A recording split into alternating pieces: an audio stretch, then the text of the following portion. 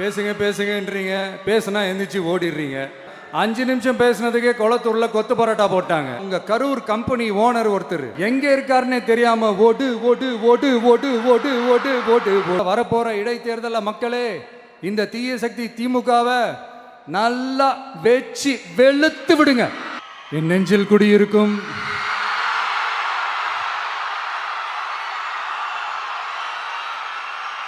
கரூர் சொந்தங்கள், உங்கள் அனைவருக்கும் என்னுடைய வணக்கம்.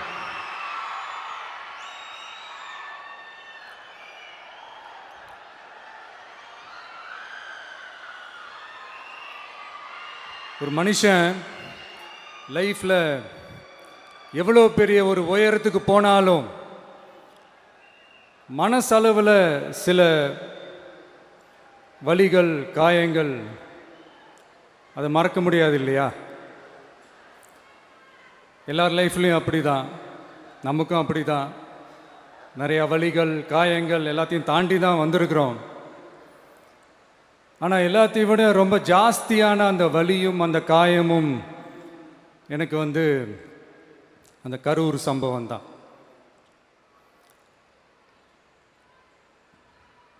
மக்களை சந்திக்கணும், மக்கள் பிரச்சனைகளை எடுத்து பேசணும். அதுக்காக தான் அந்த மக்கள் சந்திப்பு பயணத்தை தொடங்கி திருச்சி, அரியலூர், நாகப்பட்டினம், திருவாரூர், நாமக்கல், கரூர் அப்படின்னு சொல்லிட்டு போயிட்டு இருந்தோம்.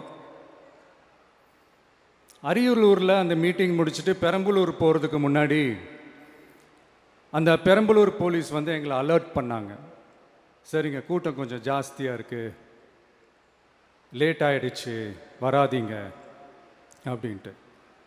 So we had no choice. Police சொன்னால் நம்ம அதை ஒபே பண்ணி தானே ஆகணும். அதே நேரத்தில் பெரம்பலூர் மக்களோட அந்த சேஃப்டியும் மைண்டில் எடுத்துக்கிட்டு ஒரு மன வலியோடவே திரும்ப போயிட்டோம். அதுக்கப்புறம் பெரம்பலூர் தொகுதி மக்களுக்கு மன்னிப்பும் கேட்டோம். அதே மாதிரி நாமக்கல் அந்த மீட்டிங் முடிச்சுட்டு கரூர் வரும்போது அந்த கரூர் போலீஸ் எங்களை அலர்ட் பண்ணியிருக்கலாம்ல.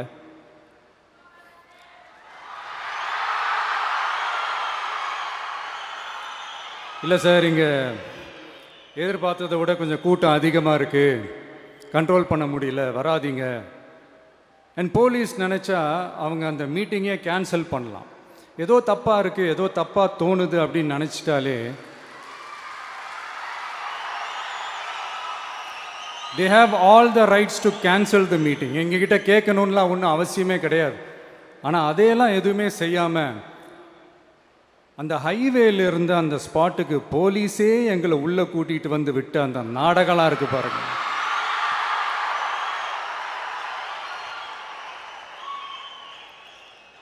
நம்பிட்டேங்க, முழுசாக நம்பிட்டேன். அன்றைக்கி இருந்த அந்த கரூர் போலீஸ் பேசும்போது தேங்க்ஸ்லாம் சொன்னேன் அவங்களுக்கு. எனக்கு தெரியாது இப்படி ஒரு நாடகம் நடக்கும். இதுக்கெல்லாம் யார் காரணம்? இதெல்லாம் யார் சொல்லி செஞ்சது? இப்படி பண்ணுங்க, அப்படி பண்ணுங்க, சப்போஸ் அப்படி நடந்தா இப்படி பண்ணுங்க, சப்போஸ் இப்படி நடந்தா இந்த மாதிரி இன்ஸ்ட்ரக்ஷன்ஸ்லாம் கொடுத்து அந்த ப்ரெஷர் போடுறது யார்?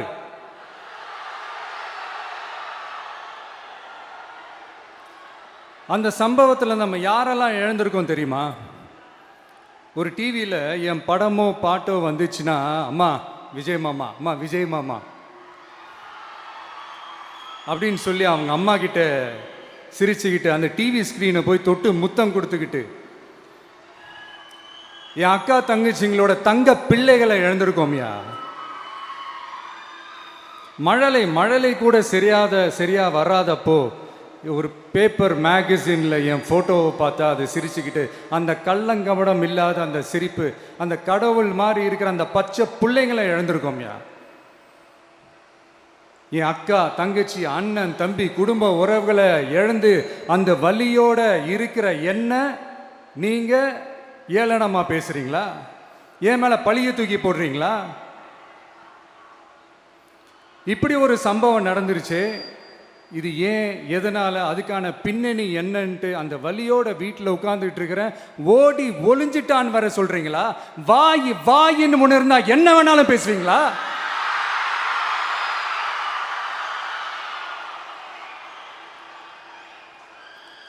மக்களே, நான் உங்களையே கேட்குறேன், அன்னைக்கு அத்தனை க்ரௌடு இருந்துச்சு, அந்த க்ரௌடுக்கு தகுந்த மாதிரி போலீஸ் பாதுகாப்பு கொடுத்தாங்களா? இந்த இடத்தை எடுத்துக்க சொல்லி நாங்க தான் சொன்னோம்னு ஒரு போலீஸ் ஆஃபீஸர் பேட்டி கொடுக்கிறாரு, அதுக்கு என்ன அர்த்தம்? இவ்வளோ வலி, இவ்வளோ காயங்கள் கொடுத்துட்டு பழியை தூக்கி நம்ம மேல போட்டுட்டு அதுல ஒரு அரசியல் ஆதாயம் தேடுறீங்களேயா? இதுல வாய் கூசாம சட்டசபையில ஸ்டாலின் சார் நம்ம மேல திருப்பி விட்டு அங்க ஒரு அரசியல் செய்றாரு, அதுக்கு என்ன அர்த்தம்? நமக்காக வந்திருக்கிற மக்களை காக்க வைக்கிறதுக்கு நான் ஒன்றும் ஆதாயம் தேடுற அரசியல்வாதியெல்லாம் கிடையாது. மக்களுக்காக அரசியலுக்கு வந்தவன் இந்த விஜய். எல்லாமும் கொடுத்த என் மக்களுக்காக, எல்லாத்தையும் விட்டுட்டு மக்களுக்காக மட்டுமே அரசியலுக்கு வந்தவன் இந்த விஜய். அவங்களுக்காக நன்றி கடன் செலுத்துறதுக்காக மட்டுமே அரசியலுக்கு வந்தவன் இந்த விஜய். உங்களுக்கு தான் இந்த விஜயை பத்தி நல்லா தெரியுமே. ஆனா நம்ம எல்லாருக்குமே இத்தனை வலிகள் காயங்கள் கொடுத்தவங்களுக்கு இந்த 2026 தேர்தலில் தக்க பதிலடி கொடுத்துட்டீங்க. ஆனா அது மட்டுமே பத்தாது மக்களே, அது மட்டுமே பத்தாது. காலகாலத்துக்கும் எழுந்திருக்கவே முடியாத அளவுக்கு நிரந்தரமான ஒரு பதிலடியை நீங்க கொடுத்துக்கிட்டே இருக்கணும்.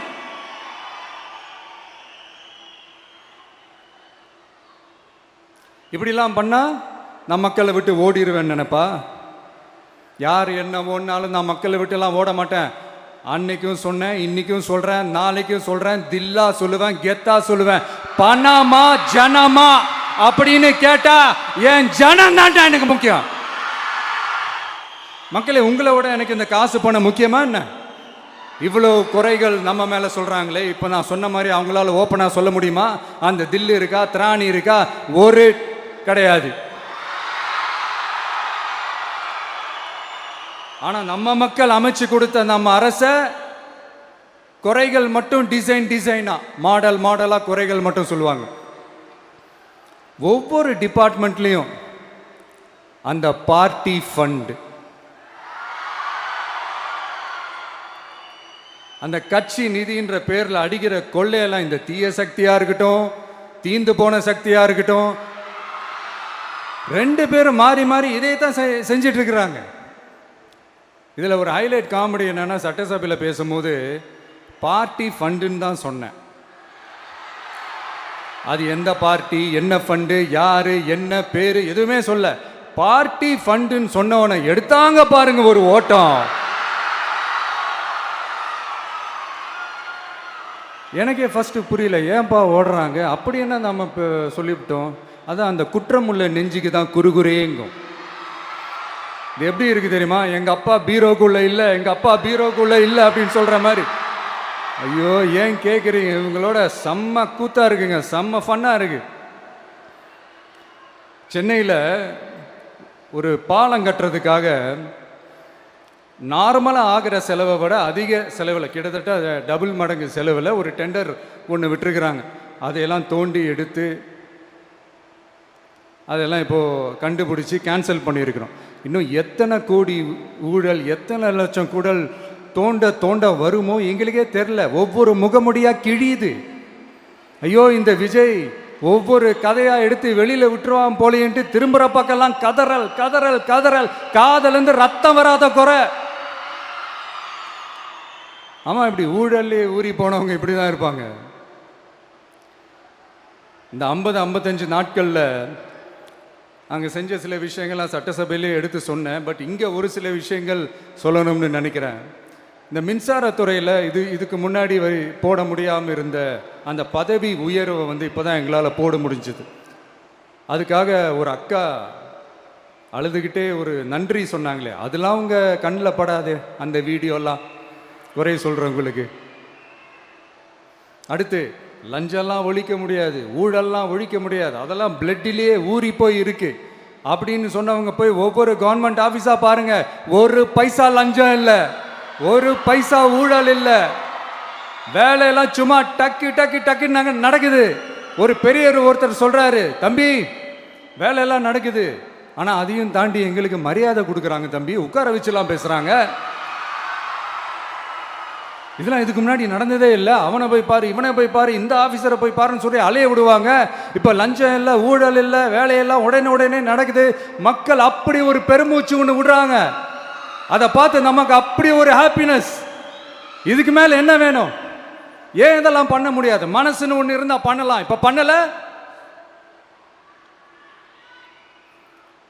அதே மாதிரி இந்த எல்என்டி நிறுவனத்தோட 18,600 crore 3 திட்டங்கள் அந்த ஒப்பந்தம் அந்த கையெழுத்து போட்டிருக்கிறோம். கிட்டத்தட்ட 8,200 பேருக்கு வேலை வாய்ப்பு. நான் சொல்கிறது அந்த 3 மாவட்டத்தை சேர்ந்தவங்களுக்கே அவ்வளோ வேலை வாய்ப்பு. குறுவை சாகுபடிக்காக 134 கோடியில் அந்த சிறப்பு தொகுப்பு திட்டம் அறிவிச்சிருக்கிறோம் நம்ம விவசாயிகளுக்காக. இப்போவும் சொல்கிறேன், நம்ம விவசாய பெருமக்களே, உங்களோட இந்த அரசு கூடவே நிற்கும். பெண்கள் பாதுகாப்புக்காக சிங்கப்பெண் அதிரடி படை, அது உங்களுக்கு நல்லா முன்னாடியே தெரியும். வரப்போகிற அறிஞர் அண்ணா அவர்களுடைய பிறந்த நாளில் உங்கள் அண்ணனுடைய அரசில் தாய் மாமன் தங்க மோதிர திட்டம் அறிவிக்கப்படும். இதெல்லாம் கேட்டாங்களே, வாக்குறுதி கொடுத்தீங்களே, என்னாச்சுன்னு. இந்த தீய சக்தி மாதிரி ரீல் தாய் மாமன்லாம் கிடையாது, ரியல் தாய் மாமன். எப்படி ரியல் தாய் மாமன். இந்த தீய சக்தியை பற்றி, அவங்க நிர்வாகத்தை பற்றி ஒரு வெள்ளை அறிக்கை ஒன்று வெளியிட்டோம்ல, அது ஷார்ட் அண்ட் ஸ்வீட்டாக சொல்லணுன்னா, ஒரு ஓட்ட பாத்திரத்துக்குள்ளே தண்ணி ஊற்றிக்கிட்டே இருந்திருக்கிறாங்க. பாத்திரம் எம்டியாகவே இருந்திருக்கு. ஆனால் ஊற்றின தண்ணி தான் எங்கே போச்சுன்னு தெரில. கடவுளுக்கு தான் வெளிச்சம். அது மாதிரி இப்போ நம்ம சொன்னதெல்லாம் சும்மா ஒரு சாம்பிள் தான். இன்னும் வரப்போகிற நாட்களில் உங்கள் அரசனுடைய அந்த விஸ்வரூபத்தை நீங்கள் பார்ப்பீங்க. அடுத்து வாயத்துறங்க சிஎம். அடாடா, உங்கள் சிஎம் நெஞ்சிலேயே குத்திட்டு வந்தீங்க பாருங்க, அதெல்லாம் வேற லெவல். பேசுங்கன்றீங்க, பேசுனா எந்திரிச்சு ஓடிடுறீங்க. இனிமேல் பேச ஆரம்பிக்கிறதுக்கு முன்னாடி என்ன பண்ணணும் அப்படின்னா, ஒரு நண்பர் ஒருத்தர் சொன்னார், மாண்புமிகு பேரவைத் தலைவர் அவர்களே, எல்லா டோரையும் இழுத்து லாக் பண்ணுங்க அப்படின்னு சொல்லிட்டு தான் பேச ஆரம்பிக்கணும் போல் இருக்கு. ஏன்னா பேசிட்டு இருக்கும் போதே எந்திரிச்சு ஓடிடுறாங்க. 5 நிமிஷம் பேசினதுக்கே குளத்தூரில் கொத்து பரோட்டா போட்டாங்க. இதுக்கு மேலே பேசினா மொத்தமாக முடிஞ்சிடும், பார்த்துக்கங்க. நாம் அரசியல் பேசினா விஜயெல்லாம் அரசியல் பேசலாமா அப்படிங்கிறது. சரிப்பா, நமக்கு எதுக்கு வம்பு, நம்ம பாட்டுக்கு நம்ம வேலையை பார்ப்போம், எதுக்கு அவங்கள பற்றி பேசிக்கிட்டு அப்படின்னு இருந்தால் விஜய்க்கு அரசியலே பேச தெரில அப்படிங்கிறது. இப்படியே மாறி மேகதாது அணையை பற்றி என்ன தெரியும், விஜயம் அதை பற்றி பேசலை. இப்படி நம்ம அரசியலுக்கு வந்ததுலேருந்தே ஒரு கூட்டம் குறை மேலே குறையா சொல்லிக்கிட்டு, பாட்டுக்கு பாட்டு கச்சேரி எங்களுக்கும் பண்ண தெரியும், பண்ணலாமா? இந்த மேகதாது அணை சம்பந்தமான அந்த வழக்கில் தமிழ்நாட்டோட பெட்டிஷனை சுப்ரீம் கோர்ட் எப்போ ரிஜெக்ட் பண்ணுச்சு? அப்போ யார் ஆட்சியில் இருந்தா? ஏன் ஒழுங்காக வாதாடல? நீங்கள் ஒழுங்காக வாதாடி இருந்தீங்கன்னா அதை ரிஜெக்ட் பண்ணியிருக்க மாட்டாங்கல்ல. ஏன் ஸ்டாலின் சார் வேணும்னே விட்டுட்டாரா? ஏன் இப்படிலாம் கேள்வி கேட்கலாமா? இப்படிலாம் கேள்வி கேட்டால் தான் மேகதாது அணையை பற்றி பேசுனதா அர்த்தமா? ஏன் அந்த ஸ்டேட்டு சிஎம் பேசுகிறாரு, நீங்கள் ஏன் பேசலை அப்படின்னா, நம்ம ஸ்டேட்டோட உரிமையை எங்கே நிலைநிறுத்தணுமோ அதுக்காக வேலை பார்க்குறது மட்டும்தான் முக்கியம். சும்மா சவால் விட்டுக்கிட்டு சீண்டி பார், நான் யார் தெரியுமா, தொட்டு பார், இப்படிலாம் பேசிக்கிட்டு இருந்தால் வேலைக்கு ஆகாது. சும்மா பேசி பிரச்சனையை வளர்த்துக்கிட்டு யார் மேலே அது பழியை தூக்கி போட்டுட்டு அப்புறம் மக்களை அம்போன்னு தெருவில் விட்டுட்டு இப்படி தான் ஒரு அரசியல் பண்ணணும்னா அந்த அரசியல் நமக்கு தேவையும் இல்லை, அதை நம்ம செய்யவும் போகிறதில்ல. Talk less work more mode தான், அதுதான் நம்ம பாலிசியே. அதனால தான் சட்டசபையில் அந்த அரசினர் தீர்மானம்னு சொல்லி ஒன்று கொண்டு வந்தோம். அது எப்படி டு டேக் இட் ஃபார்வர்ட், எப்படி கொண்டு போகணுமோ அதை சரியாக செய்வோம். சென்ட்ரல் கவர்மெண்ட்லேருந்து அந்த டீலிமிட்டேஷனை திரும்ப கொண்டு வர போகிறதா ஒரு பேச்சு ஒன்று அடிப்படுது. யார் என்ன டீலிமிட்டேஷன் கொண்டு வந்தாலும் தமிழ்நாடு அது ஒத்துக்காது. நமக்கான இடத்தை யாரும் பறிக்கவும் முடியாது, அது பறிக்கவும் விட மாட்டோம். இப்படி நாம் இருக்கும் போது இந்த தீய சக்தி திமுக எங்கே போய் நிற்குது, யார் கதவை தட்டிக்கிட்டு நிற்குது, அது உங்களுக்கே நல்லா தெரியும். மக்களே, இந்த தீய சக்தியும் தீந்து போன சக்தியும் வேறலாம் இல்லை, கூட்டு களவாணிங்க. சொல்ல முடியுமா அவங்களால? எங்களுக்குள்ள ஒட்டும் இல்லை, உறவும் இல்லை, அறிவிக்க முடியுமா? நிரூபிக்க முடியுமா? இந்த வரப்போகிற இடைத்தேர்தலில் அதை நிரூபித்து காட்டுங்க, அப்புறமா பேசுங்க. நமக்கு ஏற்பட்ட வேதனையான சம்பவத்தை, நமக்கு எதிராக நடந்த சதிய சூழ்ச்சியை இனி வர்ற ஜென்ரேஷனும் அவங்களுக்கு தெரியப்படுத்தணும்ல. அதுக்காகவே இனி ஒரு அரசியல் சதிய, அரசியல் சூழ்ச்சியை யாரும் யோசிக்கவே கூடாதுன்றதுக்காகவே கரூரில் ஒரு நினைவு சின்னத்தை நம்ம டிவிகே சார்பா அமைக்கப்படும் அப்படின்றத அறிவிக்கிறோம். அப்புறம் கரூர்ல இருந்து ஒட்டுமொத்த தமிழ்நாட்டு மக்களுக்கும் சொல்றேன், உங்க டிவிகே அரசு உங்களுக்காகத்தான் உழைக்கும். அடிப்படை வசதிகளை முதல்ல நிறைவேற்றணும். ஒரு பக்கம் நிதி நிலைமையை சரி செஞ்சுக்கிட்டே, இன்னொரு பக்கம் அப்படியே நாம் சொன்னதில் ப்ரையாரிட்டி பார்த்து ஒவ்வொன்றா படிப்படியாக நிறைவேற்ற ட்ரை பண்ணுவோம். இது எப்பவும் உங்களுக்கான அரசாக தான் இருக்கும். இந்த விஜய் உங்கள் விஜயாக தான் இருப்பான். நீங்கள் உரிமையோட உங்கள் கவர்மெண்ட்டை நீங்கள் அணுகலாம். இந்த தீய சக்தி ஆட்சி முடிஞ்சு பொட்டிக்குள்ளே போனதுலேருந்து என்னென்னமோ பண்ணுறாங்க, இது ஏதோ பேசுகிறாங்க, சோஃபாங்கிறாங்க, வாஷிங் மிஷினுங்கிறாங்க. இந்த அரசியல் வியாபாரம் பண்ணுறதுக்கான அந்த வெண்டிங் மெஷினே அவங்க தான். யார்? இந்த திமுக. இதில் நம்மளை பார்த்து வாஷிங் மிஷினுங்கிறாங்க. எலெக்ஷனில் ஓட்டுக்கு காசு கொடுக்குற அந்த கலாச்சாரத்தையே, அந்த கல்ச்சரை அடித்து நொறுக்கி இருக்கிறோம். எலெக்ஷன்லேயே அப்படி வேலை பார்த்த நமக்கு எதுக்கு இந்த குதிரை, கழுதை, ஒட்டக பேரெல்லாம்? மக்களின் பக்கம். அப்படி இருக்கும்போது நமக்கு எதுக்கு இந்த பேரெல்லாம்? இந்த திருட்டு திமுக ஆட்சியை வச்சுக்கிட்டு ஊரடிச்சு ஒலையில போட்டு இந்த கொள்ளையை அடிச்சதுனால தான் உங்க கரூர் கம்பெனி ஓனர் ஒருத்தர் எங்க எங்க இருக்காருன்னே தெரியாம ஓடு ஓடு ஓடு ஓடு ஓடு ஓடு ஓடு ஓடு வராம் பாரு வேட்டக்காரன் ஓடினே இருக்கிறாரு. இன்னொருத்தர் ஃபாரின்ல போய் ஒளிஞ்சுக்கிட்டார். ஃபாரின் ஸ்டாலின் சார்ன்னு நினைச்சிட போறீங்க, அவர் இல்லை. எனக்கு எப்பவுமே ஸ்டாலின் சார் மேல ஒரு தனி பாசம் ஒன்று உண்டு. அவர் கிடையாது, இவர் வேற. சிங்கப்பூருக்கு செக்கப்புக்கு போனார்ல அவரு. இன்னும் தோண்ட தோண்ட எத்தனை பேர் மாட்ட போறாங்களோ தெரியல. உங்ககிட்ட யாராவது லஞ்சம் ஏதாவது கேட்டாங்கன்னா கொடுக்க முடியாது சொல்லுங்க, நான் இருக்கேன் உங்களோட. அப்படியே யாராவது ஃபோர்ஸ் பண்ணாங்கன்னா இது எங்க மகன், எங்க புள்ள, எங்க அண்ணன், எங்க தம்பி, எங்க விஜய், எங்க விஜயோட ஆட்சின்னு ஸ்ட்ராங்கா சொல்லுங்க. மக்களே, நீங்க கூட இருக்கும் போது லஞ்ச ஊழல் மட்டும் இல்லை, அதிகாரத்தை வச்சு ஆட்டம் போடுற யாரா இருந்தாலும் அடங்கிடுவாங்க. இந்த கடமை, கண்ணியம், கட்டுப்பாடுன்ட்டு ஒரு காலத்தில் கொள்கையோடு இருந்த கட்சியெல்லாம் இன்னைக்கு எப்படி இருக்கான்னு உங்களுக்கே தெரியும். அதாவது இந்த டிவிகே கட்சியோட தலைவரை எதிர்க்கிறதுல ஒரு நியாயம் இருக்கு. ஏன்னா உங்க பொழப்புல மண்ணள்ளி போட்டான். என்ன இந்த ஊழல் லஞ்சம்லாம் பண்ண மாட்டேன்னு சொல்லி உங்க அரசியலே ஒரு தெருமுனைக்கு கொண்டாந்து விட்டான். மக்கள் வேற அவனை தான் நம்புறாங்க. ஸோ இந்த விஜயை எதிர்க்கிறதுல ஒரு அரசியல் நியாயம் இருக்குது, அது புரிஞ்சுக்கலாம். ஆனால் இன்னைக்கு இந்த விஜயை மக்கள் ஓட்டு போட்டு ஜெயிக்க வச்சு ஒரு தீர்ப்பை கொடுத்து மக்களுக்காக வேலை செய்யறதுக்காக முதலமைச்சராக உட்கார வச்சிருக்கிறாங்க.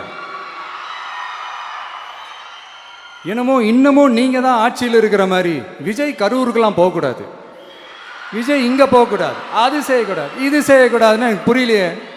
ஆட்சியில் இருக்கும் போது தான் இவ்வளோ கட்டுப்பாடெல்லாம் போட்டீங்க, எஸ்ஓபிஸ்லாம் போட்டீங்க, ஸ்டாலின் சார் ஆப்ரேட்டிங் ப்ரொசீஜர்லாம் போட்டீங்க. இப்போவும் அதே பண்ணிட்டு இருந்தீங்கன்னா என்ன சார் நியாயம்? இல்லை, நான் தெரியாமல் தான் கேட்குறேன். இன்னும் கனவுலையே இருக்கிறீங்களா? முதல்ல முழிச்சு வாங்க, ரியாலிட்டிக்கு வாங்க. உங்கள் ஆட்சியெல்லாம் வீட்டுக்கு போய் டிவிக்கேன்னு ஒரு ஆட்சி வந்து ரொம்ப நாள் ஆச்சு. ஒழுங்கா படி, ஒழுங்கா படி என்று சுப்ரீம் கோர்ட் ஓங்கி மண்டேலியே நறுக்கு நறுக்கு நறுக்கு என்று செம்மட்டியாலே அடிச்சும் இந்த திமுக முழிச்சிக்கல அப்படின்னா அப்போ கொஞ்சம் கஷ்டம்தான். வெற்றி தோல்வியெல்லாம் அரசியலில் சகஜம் சார். அதுக்காகலாம் வெறி பிடிச்சி இந்த பதவி வெறி பிடிச்செல்லாம் அலைய தேவையில்லை. நல்ல விதமாகவே சொல்கிறேன், நியாயமான அரசியல் பண்ணுங்க. ஓ, அதுதான் உங்களுக்கு தெரியாதுல்ல. இந்த தீய சக்தி திருத்தவும் முடியாது, அவங்களா திருந்துவாங்கன்னு பார்த்தா அதுவும் நடக்க போகிறதில்ல. அதனால் வரப்போகிற இடைத்தேர்தலில் மக்களே இந்த தீய சக்தி திமுகவை நல்லா வெச்சு வெளுத்து விடுங்க.